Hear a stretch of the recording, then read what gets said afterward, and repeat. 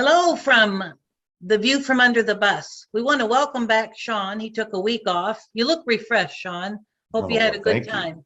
I had to carry the load, but that's okay. We talked about supporting our family members and loved ones in their journey through chronic pain, and we hope that it was beneficial for those that watch the video. I think we all have a part in helping people get along down the road, whatever they face in life. We're interconnected that way. Today, we're going to have an interesting topic today because Sean has lots of toolboxes, and he has toolboxes for all kinds of stuff that he does. And we had talked about the toolbox that he has for chronic pain. And I think that it's interesting, and I think it'll be informative as it helps him through his days, as he makes himself as comfortable and as productive as possible, as he makes this journey day by day through chronic pain. So Sean, now is it a big toolbox? Is it a little toolbox? Well, actually, it's not a box at all. It is a collection, an assembly of items and devices and things that I use throughout the course of a day, a week, a month, what have you, to make it happen, to keep life moving so that it doesn't grind to a standstill, at the will of chronic pain. Your most important tool that you have in that box. Okay, well, it seems almost, counterintuitive, but I am using it even as we speak. Yeah, I am. It is a place of relaxation. It's a place of work. It's a place of recuperation. It's a place where I do exercises, and I have a chair, a recliner. Every guy on the planet, just about has a chair, but a recliner. But mine, I have really sort of customized it, and I bought it specifically years ago. It's a lot bigger than what I need, or what I thought I needed. It actually works real well for me now. But I use it on good days. I use it on bad days. One of the reasons I say my chair is because it's a place of comfort. It's a place of relaxation. It's almost a refuge at times where, I know that if I'm in a very, very painful place, I know that if I can get to my chair, I can get my legs up. I can get some ice on where it hurts. I'll just show you. How's that? There you go. I'll stand up and let you take a look at it. Here it is. It is. Now you have some accessories in that chair. I do. There we go. Yeah, I've got my pillows, as you can see. My pillows that I place behind my head, a nice squishy pillow. My granddaughter loves that. She would like for me to gift it to her. She's not getting it. I also have this. It is. Now that looks homemade.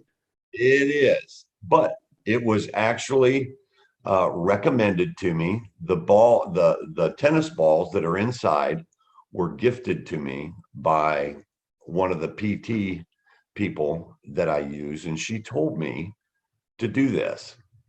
And what I do is on my back, I throw it up over my back, and I'm able to lean back, and it helps to massage those muscles. It helps to manipulate the spine a little bit. I can use it horizontally.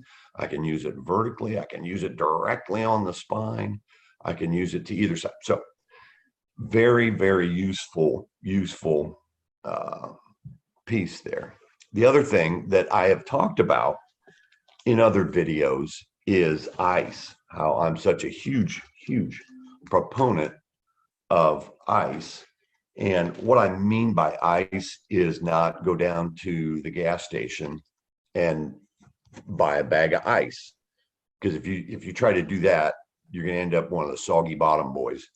That's right. It melts, and it's almost impossible to keep that melted water inside, no matter how many bags you try to put it in.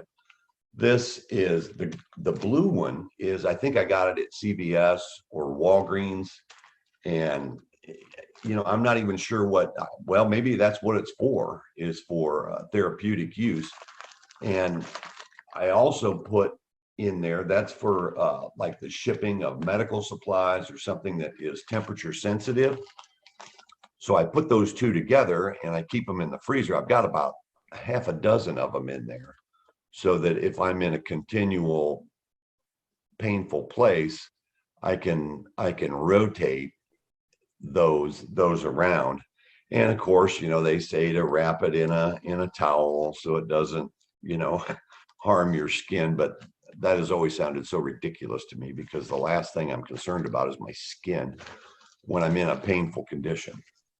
Yet necessary to protect Yet yourself. necessary, yes, and it's good looking out on their part. So I do appreciate that. But so I'm able to place those things up and down wherever that painful spot may be, whether it would be on my knee, which is causing me some problems right now, or whether it be my, the small of my back or the upper back.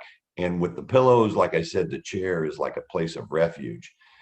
And, I know people don't like to use ice because it's ice, it's cold, especially in the wintertime. But to me, the therapeutic benefit of it is so far beyond the discomfort. It's worth it. And plus, I keep a heating pad close, because they say ice, heat 20 minutes of each. So yeah, that's part of my toolbox. Good deal. Now, Yeah. How do you keep the ice in position where you need it?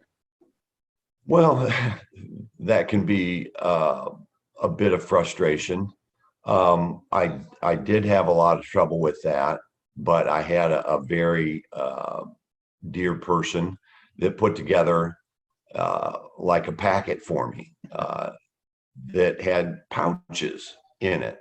She sewed together this like almost like a pillow. It was you, of course, you did that. I thought so.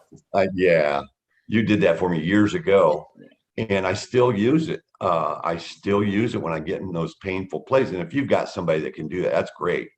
It'll hold about 3 all the way across, so it'll fit completely around my waist. It'll fit all the way across the broad of my back. It's great, and it helps all those to stay in place. Otherwise, it can be kind of frustrating. And that's why you did it for me. And a lot of times, because you have that bag, it's slickery. That's a technical term. Is. And you don't want to constantly be moving it. So I think that's, I thought maybe you might have positioned a pillow or something underneath. Well, that too. Yeah. And if you get there, you'll figure it out. Yeah. So what else do you have in your tool section? Yeah, my toolbox. That's a good term. What you see over here is some of the things that I use. This is my cylinder, and I got this on sale somewhere, Steinmart, I think, several years ago. Hard plastic on the inside, a little bit soft there on the outside. But what I do is I place this either vertically along my spine, kind of like that bag of tennis balls, either vertically, and I use this throughout the day. constantly at lunch. As soon as I've had my lunch, I lean back, and it helps to realign my spine. And it really is a source of comfort for me. It gets me to that chair. I know I can get some comfort. I can get some relief, and it helps me be able to refresh and move on with my day with whatever I've got going on. It doesn't help with stretching as well? Oh yeah, it helps quite a bit. The other thing is I started PT again, and I told her about my cylinder, and they sell these things there, and it's just a piece of styrofoam. And I used this. Now this one to me is way too long. It's about 3.5 feet wide. And I can use it in my chair, but it just keeps flopping back and forth and is frustrating. So I'm going to cut it, but customize it, if you will. But it is good, like on the floor, to rotate back and forth. It's good to put up under my legs to get that relief. You know how whenever you go to the hospital or something, they stick that wedge pillow under your knees, and it feels so great to get that pressure off. That's what this is doing for me now. So whereas that other one was just too small for that. Another piece that I use is this. I don't even know what it is. But it's essentially an old broom handle. And I use it across my back like this, and I bend back and forth, and it helps me to stretch. I use this probably 3-4 times a day. It helps me to stretch. It helps my spine to realign. And ironically, I don't really know how it does it, but it can alleviate pain, because I think it puts everything back where it belongs. I've got me personally, one of my issues is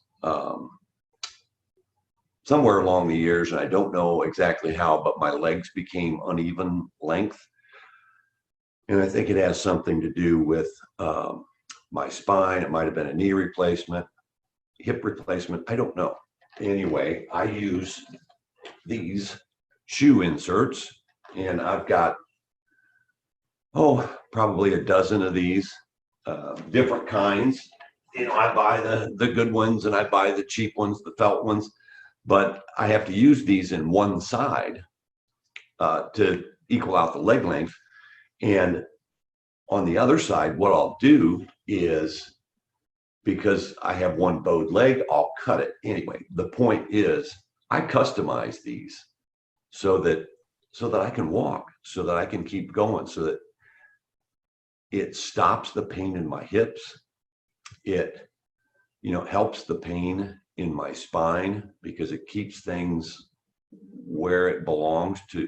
I've already got an injury, and then you get, those things that just happen as you age, or as a result of the injury, continuing to do damage. I'm continuing to, I'm continuing to fight it.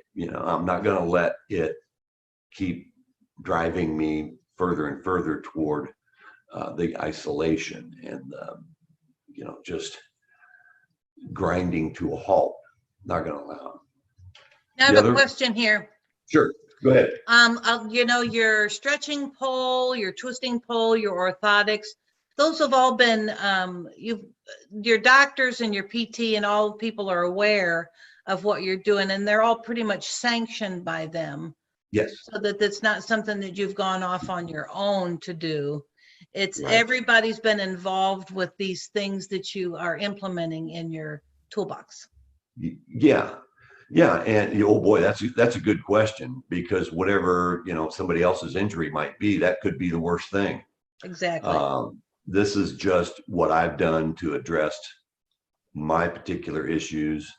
Some of it's due to, aging and most of it's due to my initial injury that, I continue to battle that. So, the other part, and, kind of the overall is to stay nimble, to fight the ravages of chronic pain, is to stay nimble as best I can. Exercise, you laugh. And I told my mom before she passed that I was lifting weights again. And she said, "Oh, you are?" I said, "Yeah." I said, I'm not sure if you're ready for this, Mom, but here they are. They're a couple of 2-pounders, and I tied them together. I call it my wimpy workout. But with these, I can do so much to strengthen my legs, my thighs. Whenever I find an area that's starting to weaken, I dip into my weights, my wimpy weights. I have a stepper that I use because I can't necessarily get out and walk.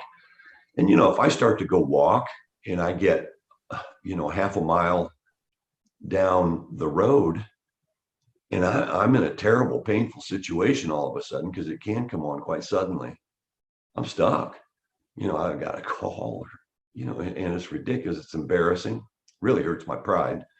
That's the most painful part. That is the most painful part. And but yeah, we'll put that in a different video. Anyway, the stepper helps me to attain the same thing, keep the strength up. It does help with my balance. So it's got some real benefits to it. But those are just some of the things that I use in the course of and this is all specific to my injury and my aging process and my parts wearing out.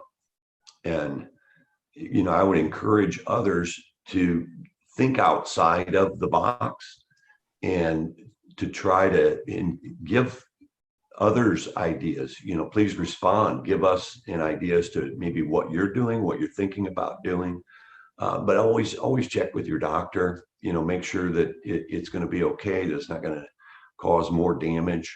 That's really an important part. Now, I've got a good support group, good doctor and doctors, PT people that I'm able to work with. And sometimes they shut me down and they say, that's probably not a good idea.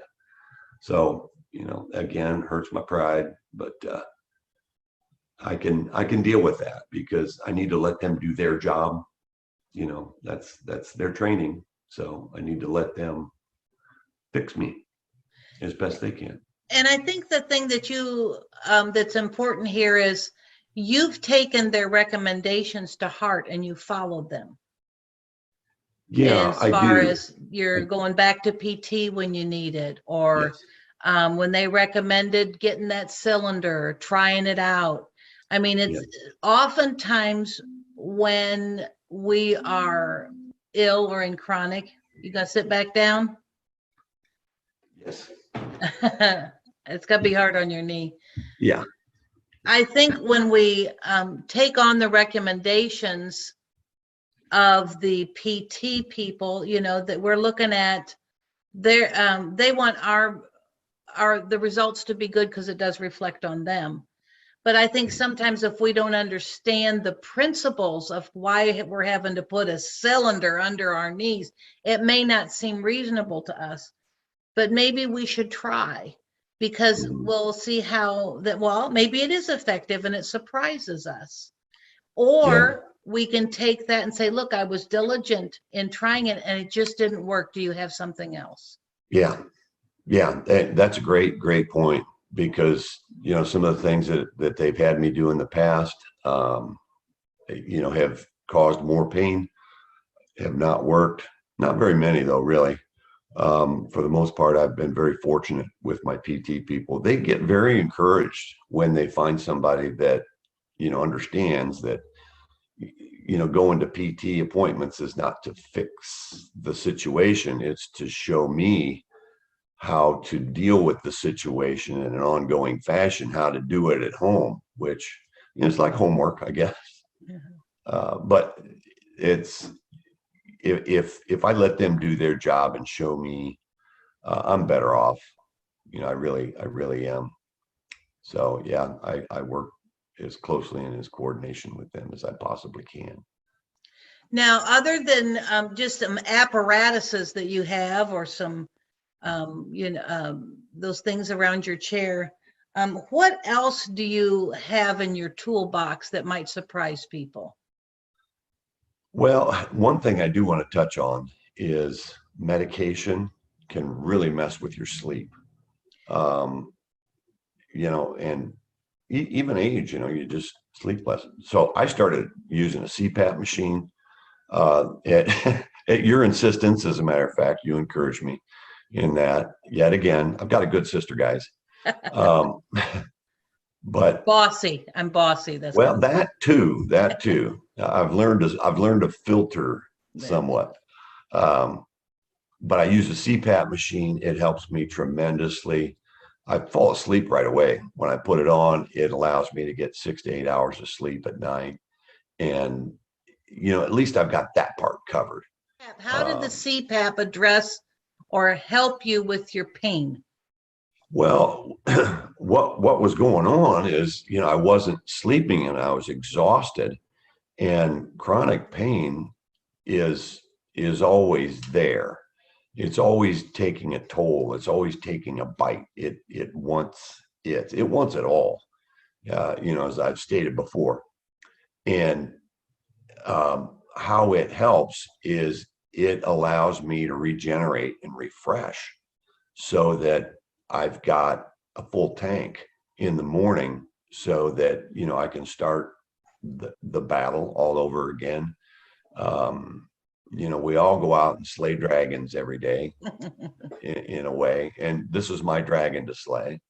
And it, you know, it takes this in order for me to be able to get to that, you know, to actually, you know, do some work where I can be productive and, you know, earn an income. I think one point that you were saying there, and I just kind of want to reiterate it, is without good sleep, you wake up exhausted. Yeah. Chronic pain is exhausting. Yes. So if you are not sleeping well, and then you wake up and you don't have rest to be your foundation, you're already starting out in the red. Yes. So you got so your journey or your day, you already are at a deficit. So it's so hard to even begin if you don't have good rest. And Great I think point. that that's Yeah. a very important thing, that for people with chronic pain, and maybe to talk to their doctor about it if they're resting well. And maybe that's something that some people may not address because they don't think it has a relationship with going throughout the day. Yes. Yeah. And yeah, that's a great summary of it. And is, you know, if you don't have something to address that, and that goes on day after day after day after day, you know, my particular doctor said I had some of the highest wake up numbers that he had seen in a while. You know, what he sees, I don't know. I don't even remember what they are, but it's not a contest. It is about, you know, just getting that base level, like you said, that good, solid, you know, platform to start the day. And not involving chronic pain, just as a side point, if you don't rest well, you need to go to the doctor, because you need to rest well, even if you're healthy, or if you're not battling chronic pain. So that's just a little side. That's free of charge for everybody, just to let you know. Right. So your CPAP machine, what else you got in your toolbox? You know, let's see. I've got, you know, my meds. I need to take the meds. I've tried to pare them down, you know, as much as possible, but I do use supplements, and I try to do a lot of research. I'm not really ready to go into all of that right now, but, you know, I do use, a list of carefully researched supplements that, I can really tell a difference that they help me out in one area or another. Another thing that's real important is chronic pain, and some of the medications can really mess with your digestive system. I work a bowel program like a drill sergeant. I mean, I really am diligent about that, because if you remember when you were younger, what did old people talk about? And you just shake your head and think, oh wow, why are they talking about that? But it's so true. When you can be a regular person, so to speak, it makes life that much easier. It's almost as important as sleep in a lot of ways. So now the meds, you had mentioned in a previous video how important it is to take the meds as directed. yeah, just got to do it. And sometimes in our busyness, or just sometimes we forget to take something, like you talked about the other day. You forgot to take a medication and you said, I felt it. And you realize that taking your medication as directed, it's for a purpose. The doctor has you on that regimen because he knows this combination at this time works. And if it doesn't, you need to talk to him about it and not do the adjustments on your own. Yeah, big time. Yeah, and that's the other thing. That's great. I'm glad you said that, because I need to keep my doctors up to date with what supplements I'm using, because, even as hard as I research, I'm not a medical person. I don't know the interaction of some of these things, and it can, either it might not have, like a violent reaction, but it can counteract, medication that I've been given for, a heart situation or whatever. So I keep them up to date, and it kind of is a running joke, because it changes a little bit over time as I find things that work, and I quit using things that just don't seem to work anymore, or what have you. But I probably should have started with what I'm about to say, but as you might guess, routine is my friend. I have to get up.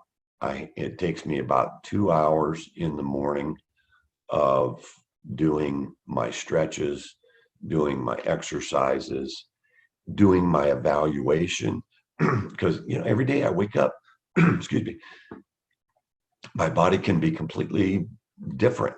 I can wake up and feel great, and I only have about maybe a half hour's worth of stretching to do, but on the whole, it's about 2 hours of all of that. Sometimes I need ice to get going, other times to get my meds in me, and get my day going.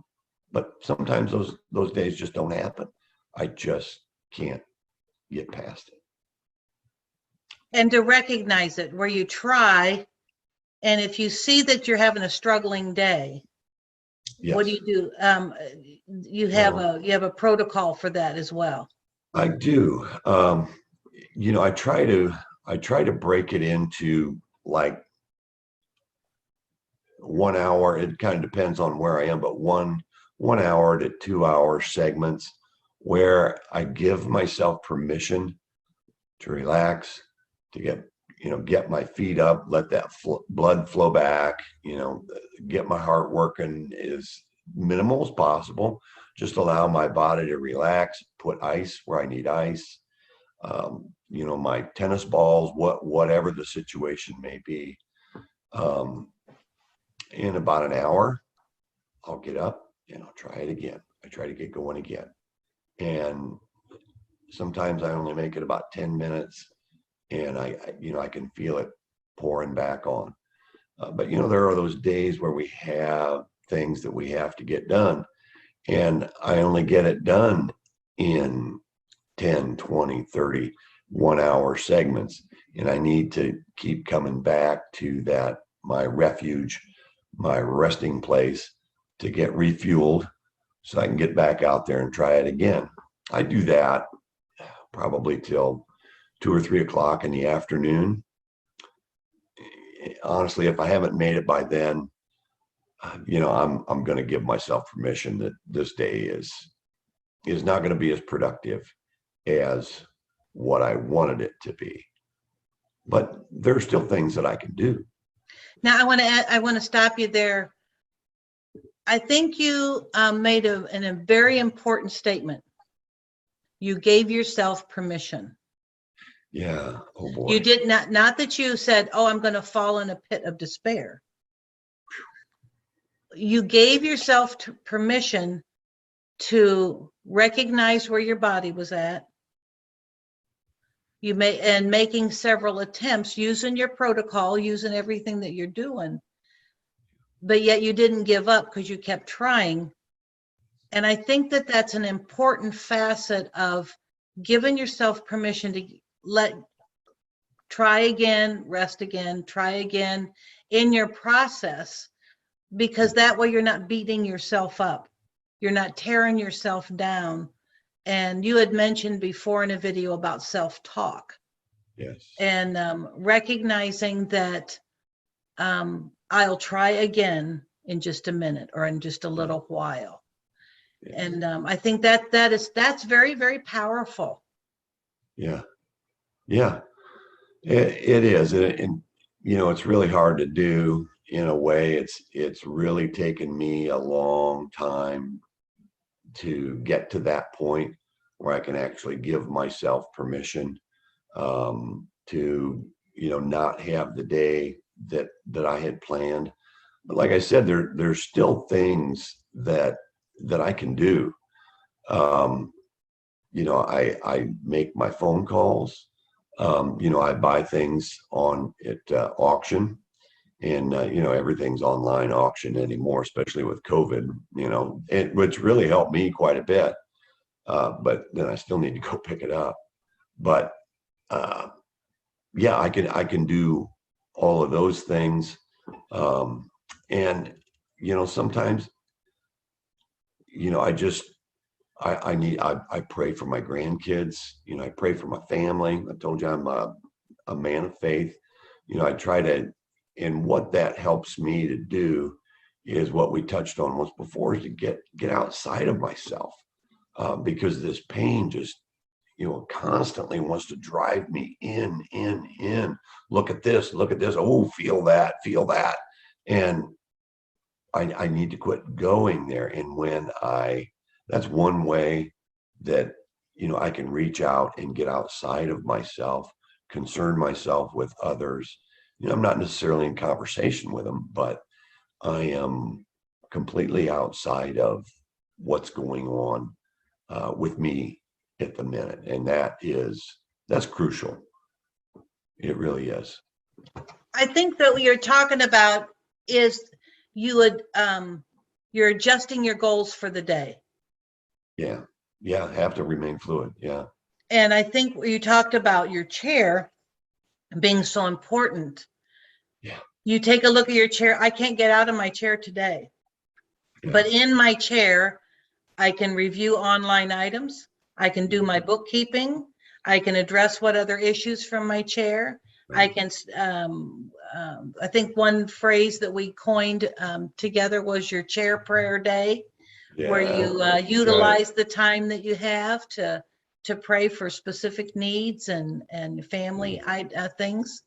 But you're still being productive. You're still providing for your household, even though you can't get out of your chair that day.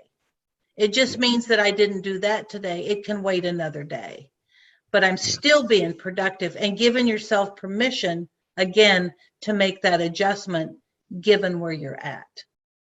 Yes. Yeah. And, I make lists, and, I've got my list for the day, what I'd like to get done. And, sometimes I'm just constantly revising that list, it gets moved to the next day, but that's okay. This is where I live. I'm trying very, very hard to make it work. Mhm. And, to some extent, I'm sure there's others out there that have made it work a lot better than I have. But, these are just some of the steps that I have taken that I think it's important to share with others. And I'd really like for others to share with us, what are you doing? Is this helping you in some way? Whether it be to put together, you assemble your own toolbox, or is this somehow being an inspiration to you? That would be great. That would be a great comfort to Brenda and I. I want to mention that I have had conversations with people through other platforms of how watching these videos, they feel like they're not alone. They battle different illnesses. Some of them, there's still chronic pain, but different sources and reasons. But it is providing them a place where it's like, wow, somebody understands me. And I hope that if you know somebody with chronic pain, maybe this could be a place for them to feel encouraged. That's our hope. That's our whole purpose. I hope this has given people an overview of, this is just my situation, some of the movements and things that I'm able to do. And, I know there's people that can't do this, or it wouldn't even help them. Mm-hmm. But, like you said, it has been so helpful to me sometimes to be able to hear that, wow, this other person, they do get it. It is real. It isn't just me. It's not that I'm, weak, or that, I'm, unwilling to push through. It's a real thing. There are real walls out there that you can hit and hit hard. That's right. So, yeah, that was a great point, Brittany. I think as we wind this to a close, we want to continue talking on topics that are relevant for people. So once again, we ask for your comments. Yes. But I think if you maybe want to address a closing thought to encourage somebody about finding out what works for them and keeping it in mind. Yeah. Just continue to evaluate, like I've said before, become a student of your body, study it, see what's going on, reach out there, use those medical providers, those professionals, work in collaboration with them. Don't be intimidated by them. Don't let them shame you. I've actually had that happen. I've been shamed, for my pain. And I encourage, if there's anybody out there that is, I know opiates can be a very useful in dealing with pain, but it's not the only thing that can help us deal with pain. I have been able to, become almost completely opiate free. There are still, those times and those things that's just all that works. So, don't beat yourself up over that either, but get away from them as best you possibly can, because there's really, in my estimation, the end result of relying on, that type of analgesic, if you will, or that kind of pain reliever. There's nothing good there. It just screws up your bowels and, brings depression and, but so there's other things out there that can help a lot. And please do share with us. Heck, I don't know everything. I need to know. I want to keep growing. I'm not getting any younger, and all those things. So yeah, smash the button, or subscribe, or whatever. Subscribe, smash the button, all that fun stuff. Yeah, all that. Yeah, all those things they say. Well, we want to be an encouragement. We want to be a resource. We're not at all medical people, but we do know living through it makes a difference on your knowledge level in a different way. Next time we want to have another topic. We've got some other things in mind, but maybe let us know what's in your toolbox. Yeah, it might surprise us. And I think that just the whole idea of going to your toolbox, You gotta keep putting tools in it, and those things that help us to repair a car or do electrical work are important. And the toolbox that you've used has been helping you to be more mobile, more comfortable, and a little bit more productive through your journey through chronic pain. So we want to thank you. Come back next time, and we look forward to seeing you again. Yep.